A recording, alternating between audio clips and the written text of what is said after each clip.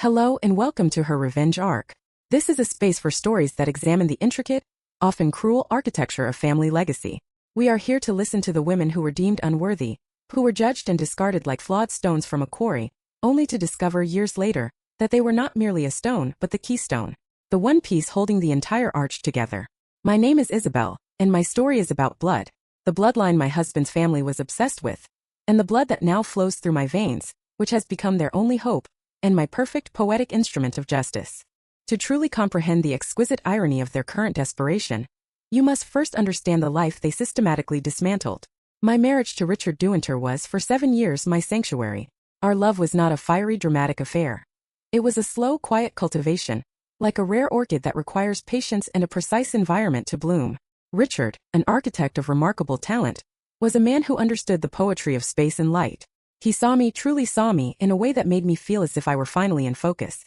He cherished my quiet nature, my passion for the meticulous, near-meditative work of restoring antique textiles, the patient mending of faded silks and fragile, century-old lace. He called my workshop my atelier of lost time, and he would spend hours there, just watching my hands work, finding a piece there he couldn't find anywhere else. Our home, a modern marvel of glass and warm wood designed by Richard himself, was a world away from the ancestral seat of his family. The Duinter estate was less a home and more a monument to its own history. It was a sprawling Gothic manor of cold stone and dark wood, where the past was a physical, suffocating presence. The portraits of Duinter patriarchs, stern and unsmiling in their gilded frames, lined the halls like a tribunal, their painted eyes following you with an air of perpetual judgment. The high priestess of this ancestral cult, the guardian of its sacred flame, was my mother-in-law, Eleonora Duinter. Eleonora was a woman sculpted from marble and sheer force of will. Her every action, her every word was dedicated to one singular overarching purpose, the continuation of the Duinter name, a name that stretched back, as she was fond of reminding everyone, for 300 years. In her worldview, marriage was a strategic alliance, and a wife's primary function was to be a vessel for the next generation. My love for her son was a pleasant but ultimately secondary detail. My true worth would be proven in the nursery. I was from the start a source of mild disappointment. My family name carried no weight. My profession was a quaint but inconsequential hobby, and I possessed a quiet contentment that she seemed to find unnerving. But my cardinal sin, the flaw that would curdle her polite tolerance into cold disdain, was the persistent, defiant emptiness of my womb. The pressure began as a series of microaggressions, a slow, relentless tightening of a psychological vice. It was the casual mention at a family dinner of a distant cousin who had just given birth to her third son. It was the antique silver baby rattle she found, while clearing out an old chest, which she then placed on the mantelpiece in our guest room, a silent, gleaming accusation. It was the endless stream of articles she would email me, with subject lines like "thinking of you," detailing new fertility treatments or the supposed benefits of obscure herbal remedies. Each one was a meticulously polite reminder of my failure. Richard, my kind, gentle Richard, was caught between his love for me and his lifelong conditioning of filial duty. He was a man who could design a cantilevered roof to withstand a hurricane, but he could not or would not build a fortress to protect our marriage from his mother's siege. "She's from a different generation, Izzy," he'd plead with me in the dark, his arms a familiar but increasingly fragile comfort. "This legacy, it's like a religion to her. She doesn't mean to be cruel, but she did mean it." Her cruelty was a finely honed instrument, all the more effective for its elegant, civilized sheath. The whispers at family gatherings grew louder, the veiled suggestions turning into pointed, invasive questions. I felt my body become public property, a topic of open discussion and speculation. Our sacred private grief became a public spectacle of my inadequacy. I saw the toll it was taking on Richard. The light in his eyes, the light I had fallen in love with, was dimming, clouded by the conflict between the man he wanted to be and the son he was expected to be. Our home, once our sanctuary, began to feel like a fragile outpost, under constant, relentless attack. We embarked on the cold, clinical odyssey of fertility specialists. It was a journey into a world of sterile rooms, hushed voice consultations, and 1,000 small humiliations that chipped away at my sense of self. My body was no longer my own. It was a problem to be solved, a machine to be diagnosed. Every blood test, every scan, every time procedure was a test I was failing. Every month that passed without a positive result was another victory for Eleonora. Another piece of evidence for the case she was building against me. The final damning piece of evidence was delivered by a renowned specialist in a sun-filled office that felt horribly, ironically cheerful. Unexplained infertility. The words were a death sentence delivered with a polite, professional smile. There was no clear medical reason, no cyst, no blockage, no hormonal imbalance that could be fixed. It was simply me. My body was, for no discernible reason, refusing to perform its most fundamental, most essential function. In the eyes of the Duinter clan, this was not a tragedy. It was a breach of contract. Eleanora Kembinda Tribunal. It was held in the Duinter library, a room paneled in dark, unforgiving oak, the air thick with the scent of old leather and decay. The ancestral portraits seemed to lean in from their frames, an oil and canvas jury, their verdict already decided. Eleanora sat behind a massive mahogany desk, a queen pronouncing judgment. Richard was seated to her right, a pale, diminished prince, his gaze resolutely fixed on the floor. He refused to look at me, and in that refusal I knew I was already lost. "Isabel," Eleanora began, her voice as crisp and cold as a winter morning, "this family has been patient. We have offered support. We have exhausted all avenues. But the time has come for pragmatism. A man of Richard's standing has a right to an heir. A family of our history has a duty to its own survival. This marriage, for all its affections, is a dead end. It is, I am afraid, Baron." Baron. The word hung in the air, an ugly final thing. It was a branding. I was no longer a woman. I was a failure. A fruitless field. A genetic dead end. I looked at my husband, the man who had vowed to cherish me, in sickness and in health, for better or for worse. I sent a silent, desperate plea across the room, begging him with my eyes to speak, to object, to remember the man he was when he was with me.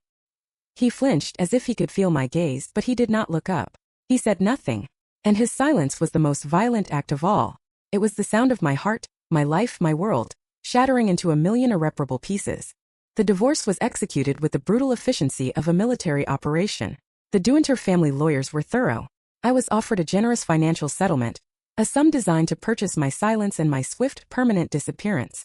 I did not contest it. To fight would have been to prolong the agony, to cling to the wreckage of a ship that had already sunk. I packed my life into cardboard boxes. The bolts of antique lace, the half-finished tapestries, the books we had collected, the small, intimate artifacts of a shared life. It was like packing up the contents of a museum dedicated to a lost civilization. The last time I saw Richard was the day I left our home. He stood in the doorway, a ghost in the house he had designed for us. "I'm sorry, Isabel," he whispered. His eyes finally met mine, and they were filled with a profound, helpless sorrow. "I will be sorry for the rest of my life." "I know," I said, and my voice was a stranger's, devoid of all emotion.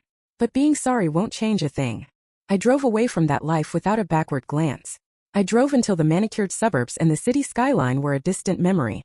I drove towards the wild, untamed coastline of the Pacific Northwest, towards a place where the land met the sea with a raw and honest fury.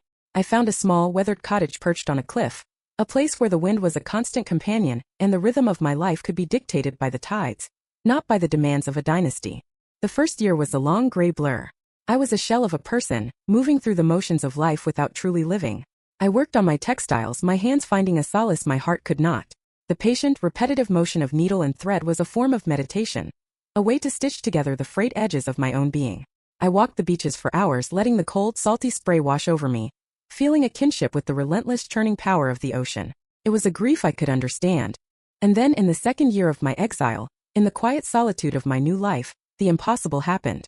My body, which had been so scrutinized, so pressured, so judged, and had refused to yield, had in its own time and on its own terms decided to heal. Away from the stress, away from the monthly sense of failure, away from the weight of expectation, it had quietly, miraculously righted itself. I was pregnant.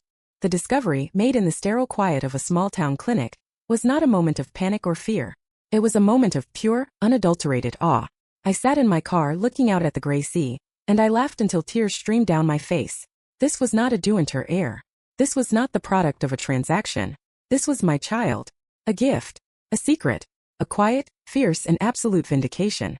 My son Rowan was born on a stormy night in early spring. He was perfect.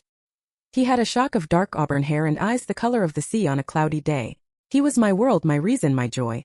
I raised him in our cliffside cottage, surrounded by the sound of the ocean and the scent of wild roses. He knew nothing of the world I had left behind. He was not a legacy, he was a life. And he was my secret. A sacred, precious secret I guarded with the ferocity of a dragon guarding its treasure. The Duinters believed me to be a barren, discarded woman. I saw no reason to correct the record. 5 years passed. 5 years of peace, of healing, of building a life that was richer and more fulfilling than I could have ever imagined. My bespoke textile business flourished. My work sought after by collectors and designers who appreciated the quiet beauty of what I did. I was Isabel the artist. I was Rowan's mother. I was whole. The Duinters were a story from a book I had long since closed. But the past, I have learned, is never truly finished with us. One afternoon, as I was working on a complex tapestry, my hands stained with natural dyes, my phone rang. The number was from my old area code. A cold, familiar dread coiled in my stomach. I let it ring, but it was persistent. Finally, I answered. The voice was Richard's, but it was not the voice I remembered. The smooth, confident tone was gone, shattered into a million sharp, desperate pieces. He sounded like a man drowning. He stumbled through an apology for calling. His words rushed and disjointed. He told me he had remarried about a year after our divorce. Her name was Catherine. She was a woman his mother had approved of, from a family of suitable standing. They had a son. His name was Leo, after Richard's grandfather. He was 4 years old, and he was dying. Richard's voice broke as he told me the story. Aplastic anemia, a rare, savage disease where the body's own bone marrow simply stops working. The boy's immune system was collapsing. He needed a bone marrow transplant to survive. It was his only hope. They had tested everyone. Richard, Catherine, Eleonora. No one was a compatible match. They had activated a search of the national and international bone marrow registries, a database of millions of potential donors. Nothing. Not a single match in the entire world. The doctors, is he there at the end of the line? He choked out, his voice thick with unshed tears. They told us to think of anyone at all with even a remote genetic link. And they mentioned you. Because we were married for so long, because of the shared environment. It's a 1 in a million shot, they said. But it's the only shot we have left. Izzy, I know I have no right. After what I did, after what my family did to you, I have no right to ask you for anything. But my son, my little boy, he's so small. Please, I am begging you. Will you just get tested? I stood in my quiet workshop, the tools of my trade laid out neatly on my work table. Through the window, I could see Rowan playing in the garden, his bright red jacket a slash of color against the green. His laughter carried on the wind. I looked at my vibrant, healthy son, and I thought of the other one. The one named for a patriarch, the one conceived to carry on a legacy, now lying in a hospital bed, his own body betraying him. The irony was the physical thing. It was so profound, so cruelly poetic that it took my breath away. The family who had destroyed my life because my body would not produce an heir was now begging me to save the heir they had acquired in my place. My barren womb, my flawed biology, was now their last desperate hope. My voice, when I finally found it, was a perfect, chilling calm. I will consider it, I said, and I ended the call. My consideration was brief. My decision was not about forgiveness, and it was certainly not about compassion for them. It was about an innocent child caught in the crossfire of his family's sins. But my assistance, if it were to be given, would not be a gift. It would be a transaction, a reclamation. They had once put a price on my worth, and now I would put a price on their hope. I called Richard back the next day. I agreed to a meeting. Not in a hospital. Not in a neutral lawyer's office. I would meet them at the Duinter estate. I would return to the scene of my own execution, but this time I would be the one holding the axe. The long drive back was like descending into a half-forgotten nightmare. As the wrought iron gates, with the ostentatious Duinter at their center, swung open, I felt a tremor of my old self, the small, intimidated woman who had always felt like an imposter here. But then I took a breath and she was gone, replaced by the woman I had become. A woman who knew her own worth. They were waiting in the library. The room was unchanged, a perfect, suffocating time capsule. But the people in it were broken. Richard was a ghost of the man I had known. His face etched with sleeplessness and grief. The woman beside him, Catherine, was beautiful, but her beauty was shattered, her eyes wide with a desperate, pleading hope that was directed entirely at me. And Eleonora, the formidable matriarch, the queen of this cold kingdom, was gone. In her place was a fragile, terrified old woman, her arrogance stripped away by the primal fear of losing her grandchild. Her reign was over. They had prepared an elaborate afternoon tea, a pathetic attempt at a peace offering. I walked past the table laden with scones and cakes without a glance. I took the large, throne-like armchair behind the desk, Eleonora's chair, and gestured for them to sit. Isabel, Eleonora began, her voice a thin, reedy thing I barely recognized. Thank you for coming. We know this is difficult. We cannot express our gratitude. I have not yet given you anything to be grateful for, I said, my voice quiet but filling the vast, silent room. I am here to listen to your proposal. And so they made their proposals. They pleaded, they reasoned, they begged. Richard spoke of his son, his voice thick with the father's love and pain. Catherine, his wife, a woman I should have hated, spoke to me simply, as one woman to another, her tears flowing freely. Her grief was pure, and I found I could not hold it against her. And then Eleonora Duinter, the woman who had pronounced me barren and worthless, stood before me, her back, for the first time, not perfectly straight, and she humbled herself. I was wrong, Isabel, she said, her voice cracking. My pride, my obsession with the past, it made me cruel. I destroyed my son's happiness and I destroyed you. It was a sin. If you save my grandson, I will give you anything. The family fortune, the houses, whatever you ask. It is yours. I let her words hang in the air. I let them squirm in the silence, in the agony of their powerlessness. Finally I spoke. So you want me, the barren woman, to save the Duinter heir? I stated, not as a question, but as a confirmation of the universe's exquisite sense of humor. Yes, Richard whispered. Very well, I said. I will be tested. And should I prove to be a match, I will consider donating my bone marrow. But my consideration comes with conditions. These conditions are absolute, and they are not negotiable. The wave of relief that washed over them was palpable. Anything, Richard breathed. First, I said, holding up a finger. The Duinter Charitable Foundation will be fundamentally restructured. A new independent wing will be created. It will be called the Isabel Rowan Center for Reproductive Justice.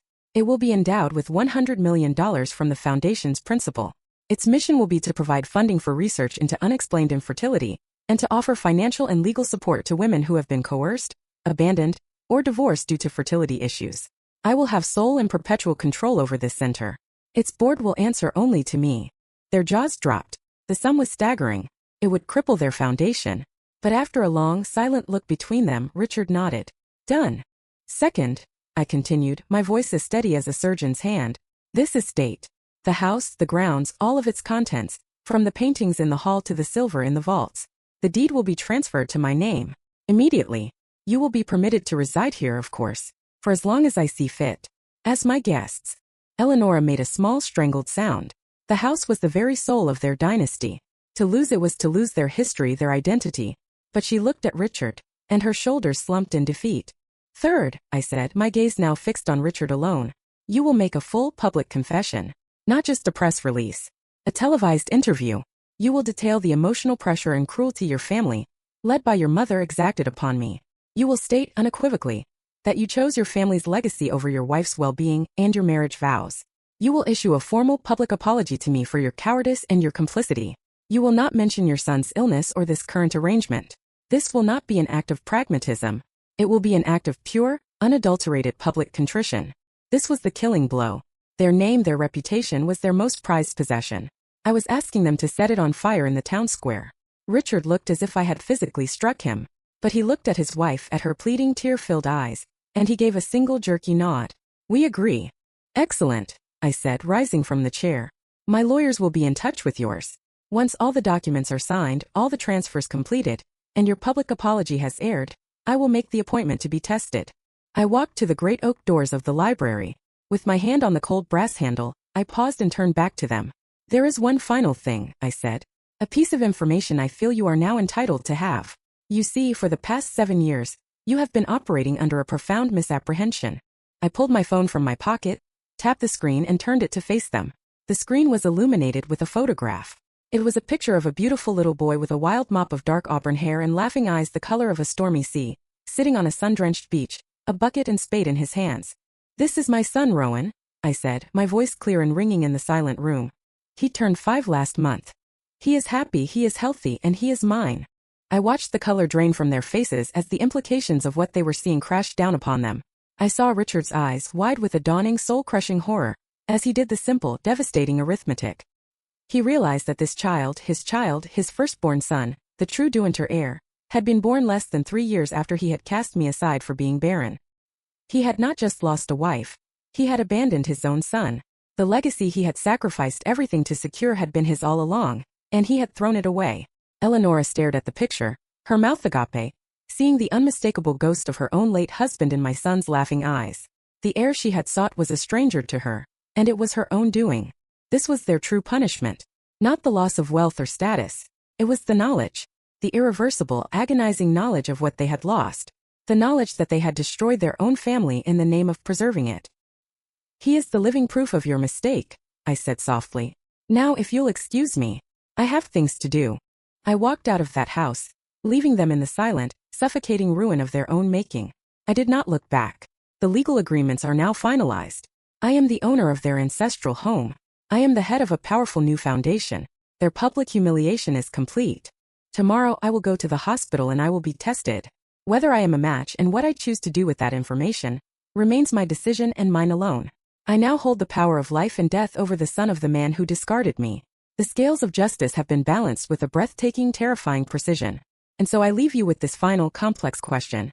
When fate delivers your tormentors into your hands, and you hold the power not only for revenge, but for absolution, what is the true measure of victory? Is it found in the satisfying act of retribution, or in the profound, agonizing, and absolute power to grant mercy where none was ever given? Thank you for listening to her revenge arc. If my story has compelled you, I hope you will share it. Please like this video and subscribe for more stories of justice meticulously served. I invite you to share your thoughts and your own verdicts in the comments below.